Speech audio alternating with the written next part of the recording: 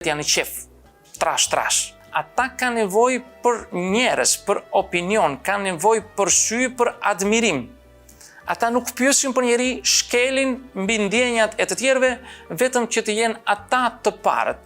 Ata të fusin ca gracka, të afrojnë njerë mirë, të joshin, dhe në qasë që ti u prish pak qefin me diçka, ata të kundërvijen dhe thonë që ti je fajtor, ti po më bën këtë, Do me thënë ndihesh fajtor me ta çdo çast, dhe janë të parët që të akuzojnë për narcis. Narcisët nuk vjen për terapi. Pra ata që vjen për terapi nuk janë narcisë, pavarësisht nga akuzave që ju kanë thënë të tjerët. Si menaxhohet një marrëdhënie kur kemi të bëjmë me një narcist? Është një pyetje shumë e vështirë kjo, sepse nuk e gjen se narcisi nuk ndron karakter, dhe bëhet shumë i padurueshëm.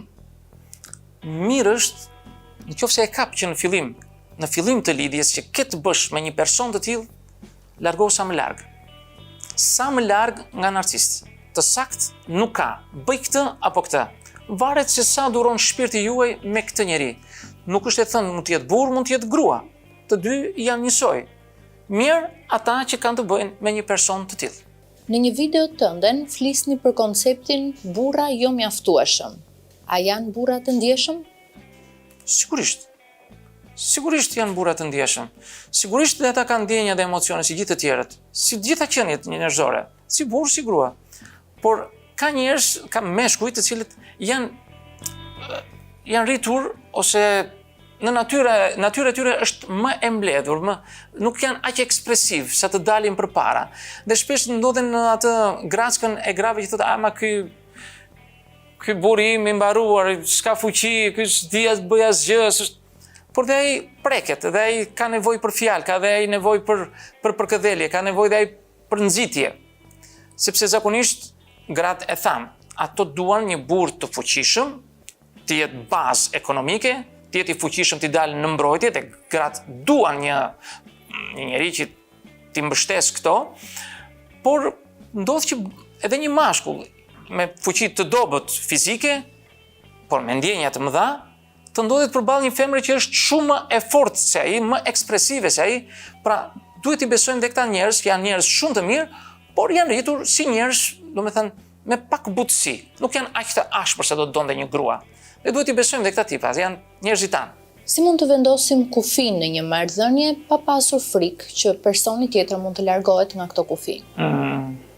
Shumë e bukur kjo. Vendosja e kufive nuk mësohet kur martohesh. Mësimi i kufive mësohet që kur ke lindur. Me nënën tënde, me baban tënd, me gjyshin, me të gjithë ata që ke jetuar. Nëse ata të kanë mësuar, dhe ti je mësuar të vendosësh kufi në një marrëdhënie, ti thuash jo. Jo se dua unë, po jo se kjo është kështu, do me thënë ke arritur të kuptosh kur të thuash jo dhe kur të thuash po, kur të marrësh aprovim dhe kur të mos marrësh aprovim. Edhe nëse të mbetet hatri, do ta marrësh atë jo nga tjetri, po ashtu do ta thuash edhe ti. Këtë bën njerëzit e zgjuar, njerëzit e guximshëm, të themi, nuk po përdor fjalën familje të civilizuara, se s'ka të bëjë kjo, por familje që kanë ditur të rrisin fëmijë të fortë, të zgjuar, që kanë folur njëri me tjetrin, që kanë ditur të komunikojnë, nuk ka të bëjë fare shkolla e lartë, shkolla e mesme me 9 vjeçare, po që janë prindit.